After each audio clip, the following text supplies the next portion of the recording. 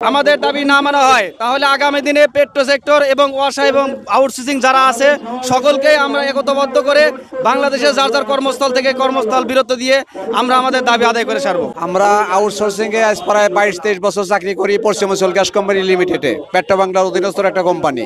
এই কোম্পানিতে আমাদেরকে যে বৈষম্য করা হয়, আমাদের বেতন ভাতা ঠিকমতো দেওয়া হয় না, আমাদের চিকিৎসা ভাতা দেওয়া হয় না, ছেলে মেয়েদের পড়াশোনার টাকা দেওয়া হয় না।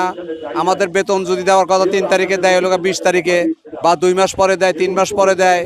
তারপর আমাদেরকে বিভিন্নভাবে হয়রানি করে, আমাদেরকে চাকরি হুমকি দেখায়। কাজে যাই যদি 1 ঘন্টা লেট হয় তাহলে আমাদেরকে চাকরি থেকে বরখাস্ত করে দেয়। মানে এরকম বিভিন্ন ধরনের প্রশ্ন আমাদেরকে প্রতিপক্ষ আমাদেরকে করে আর কি। আমাদের যে বৈষম্য, আমাদেরকে কোনো কিছুই ঠিক মতো দেওয়া হয় না।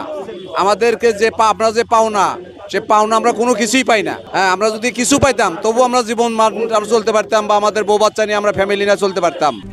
RICL TMX, যুগের পর যুগ স্থাপনা থাকে মজবুত। তারা যত কিছু পায় তার 1 ভাগও আমরা কিছু পাই না। সবচেয়ে বড় কথা যে আমাদের চাকরিটা যদি আমাদের স্থায়ীকরণ না করেও যদি আমাদের বেতনটা বৃদ্ধি করতো, তাও তো আমরা ফ্যামিলি নিয়ে চলতে পারতাম। সেটাও আমরা পাই না। আমরা বেতন পাই কত? বেতন পাই 16,000, সেখান থেকে ঠিকাদার নেয় হলো 4,000। আমরা পাই 12,000, 10,000, 11,000, আর কোনো কিছুই পাই না আমরা।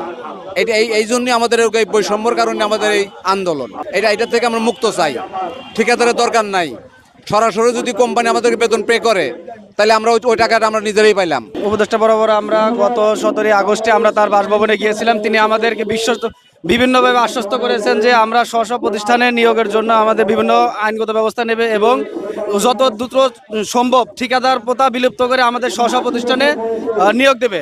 কিন্তু প্রধান উপদেষ্টা আমাদের কোনো কথা রাখেননি এবং আমাদের বারবার আশ্বস্ত করার পরেও আমরা আজ পর্যন্ত স্ব প্রতিষ্ঠান নিয়োগের মাধ্যম পাচ্ছি না।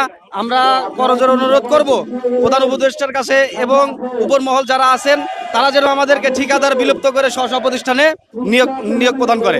আমাদের দাবি না মানা হয় তাহলে আগামী দিনে পেট্রো সেক্টর এবং ওয়াসা এবং আউটসোর্সিং যারা আছে সকলকে আমরা একতাবদ্ধ করে বাংলাদেশের যার যার কর্মস্থল থেকে কর্মস্থল বিরত দিয়ে আমরা আমাদের দাবি আদায় করে ছাড়বো।